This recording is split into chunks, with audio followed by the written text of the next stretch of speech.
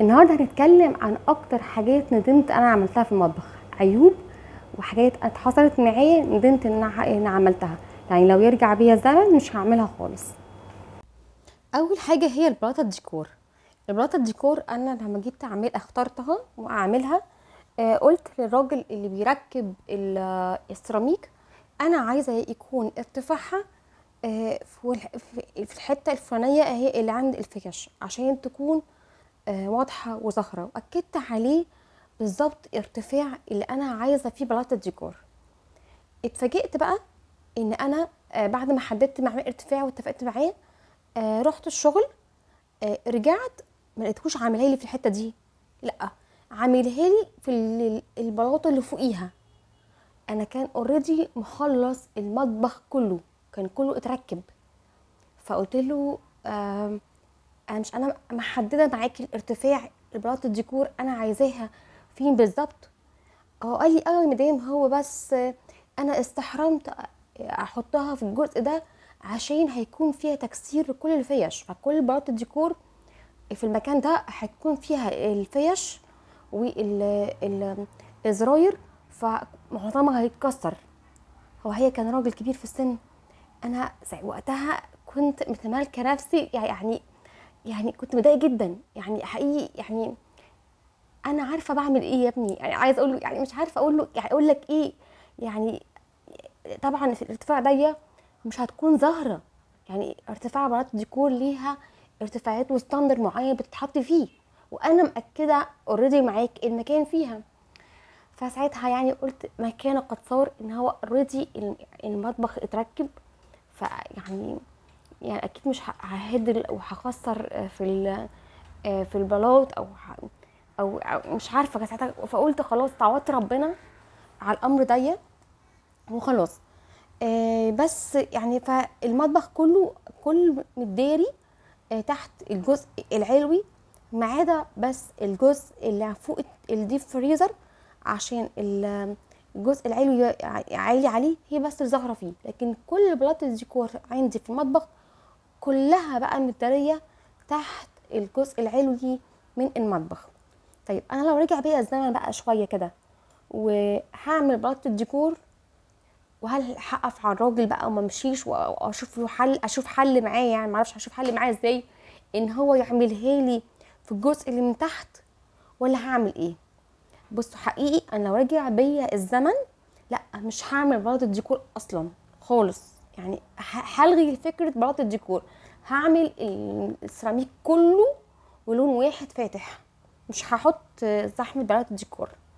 شايفين كله متداري، كله متداري، بس الجزء ده هو اللي باين. طب هتقولي ليه هتشيل بط الديكور اصلا؟ هقول لكم حقيقي المطبخ بعد ما بيتركب وتكملي كله بالاجهزه بكل حاجه، هتلاقي ان اصلا اوريدي عندك زحمه، عندك علب توابل، عندكي مش عارفه حاجات على الرخامه، عندكي كاتل، عندكي كذا حاجه كده بتحطيها على الرخامه. حاجات كده كتير بتعمل لك زحمه. وانت لو انت من الناس اللي مش بتحب الزحمه، مش بتحب التفاصيل الكتيره، لا، هتلاقي كل اي سيراميك او اي ديكور او اي حاجه فيها شغل وفيها نقشه اوريدي عامل لك زحمه. فلو انت شخصيتك بتحبي الحاجه رايقه وهاديه، افضل افضل نصيحه ليكي ما تعمليش اصلا بلاطه الديكور اصلا. خلي يعني اوريدي هتكون في حاجه، في توابل، في حاجات حاجات هتلاقي حاجات كده اساسيه بتطلع لك على الرخامه. مهما كنت عايزه تفضي الدنيا، في حاجه بتطلع لك لازم تحطيها على الرخامه تستخدميها. واللي هيقول لي يا رشا كنتي رفعتيها فوق بلاط الديكور، كان الحل بتاعها ان الجزء العلوي من المطبخ يترفع فوق بلاط الديكور. هو الاختراع ده قالهولي انا عامله المطبخ على بتال كريدنج، قالهولي اللي بيركب المطبخ، قال لي لا احنا هنرفع المطبخ عشان البلاطه كده هتظهر، اللي المستوى ضيق البلاطه مش هتظهر فيه، فهنضطر نرفعه. فكان ردي لا مش هينفع ارفعه، لان انا طولي قصير، انا طولي 156 سنتي، يعني زي ما بيقولوا شبر ونص يعني. فلو رفعته هضطر كل حاجه عاوزها اطلع على كرسي، اطلع على حاجه عشان اتلافى. هيكون في الاستعمال العملي المطبخ مش مريح خالص بالنسبه لي في الارتفاع ده. فقلت لا، انا مش هداري غلط بغلط تاني. لا، انا هخلي الارتفاع الجزء العلوي هو في الستاندر بتاعه، عشان يكون عملي ومريح بالنسبه لي. فاستعوضت ربنا وكان كان قد صغر زي ما قلت لكم. تاني حاجه ندمت عليها اني انا ما عملتهاش، هي الجزء اللي تحت البار. انا ساعتها طلبت من اللي بيصمم لي المطبخ ان هو اعمله كله ادراج. يعني زي ما قلت لكم ان في فيديو تصميم المطابخ، افضل حاجه لتصميم الجزء السفلي من التخزين هو اعمله ادراج على قد ما اقدر.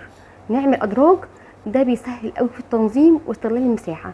فراح قال لي ايه، لا كفايه عاملين ادراج عميقه، سواء هنا عند الحوض او مصممين جوه ادراج، فهنخلي الجزء ده كله ظرف.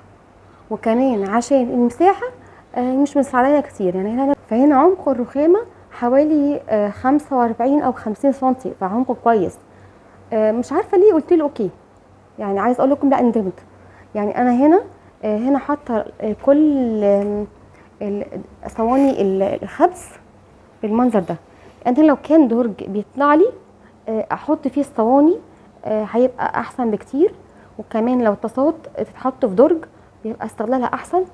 على الاقل الضرفه دي، يعني الضرفه دي لا كنت عملتها. كل ما ينفع تعملي ادراج من تحت افضل. يعني الضرفه دي اوكي تمام، عشان فتحه الدرج هتعاكس مع التلاجة، اوكي تمام. لو في ضرفه انا مش هينفع اعملها لسبب ما، اوكي تمام. لكن لا، لو انا ينفع اصممها واعملها ادراج، ده يكون افضل. تالت حاجة ندمت عليه ان انا ما كبرتش شباك المطبخ. يعني انا لو رجع بيا الزمن كنت ههد في الحيطة واكبر شباك بشكل طولي، يعني اطلع بالجزء الشفاط لفوق خالص، وكمان اكبر الشباك. حقيقي الشباك بتاع يعني المطبخ قد ايه مهم، قد ايه مهم.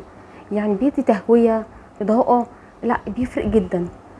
كمان يعني اكد عليكم الشباك الى حد ما لو ينفع نعمله ضرفتين بيتفتح. يعني طبعا لو في انا جيران كشفاني او اي حاجه بضطر اعمل الشباك اللي بيترفع لفوق. بس لو ينفع اعمل الشباك الضرفتين ده بيكون اسهل بكتير. يعني انا هنا مفيش حد كشفني اصلا في المطبخ، فعامله ضرفتين. اول حاجه كتهويه احسن، غسل وتنظيف الشباك بالطريقه دي سهل جدا. انا بس برفع الضرفه وبشيلها واحطها في الحوض اغسلها، فتنظيفه اسهل بكتير. وزي ما قلت لكم كل ما ينفع نكبر شباك المطبخ كل ما يكون افضل. الحاجه الثالثه، وممكن ناس تختلف فيكم معايا، ان انا ما كنتش هعمل بار. كنت هعمل الجزء ده، كنت هعمل ارتفاعه 90 سنتي زي كانه سفره، وهحط يعني عرض دي والعرض بتاع البار ده كله، كانها اعمل العرض واحد كله، يعني حوالي 90 سنتي او متر كامل. كانها ايلاند، يعني كانها يعني ايه، جزء سفرة او حاجه امتدادها كبير. ده بالنسبه لي كان هيسهل لي انا، ومثلا بشتغل بعمل مثلا اي حاجه، بجهز خضار او اي حاجه، اكون قاعده مريحه اكتر، ارتفاعها مريح. تاني حاجه، انا كان بالنسبه لي في التصوير كان هيسهل لي قوي في التصوير عن ان احط يعني الكاميرا او اصور احسن. وحاسه يعني من الحاجات الشخصيه اللي انا ندمت عليها ان كنت عملتها كلها قطعه واحده، مش ارتفاعين باور يعني. وارتفاعها يكون قصير، يعني بالارتفاع ده، يعني دي تكون ارتفاعها كلها واحد، وتديني مساحه اكبر خالص مش مستويين. يا رب يكون فيديو النهارده عجبكم واستمتعتوا معايا.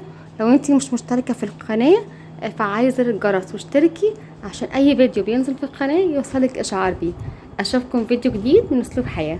ربنا معاكم.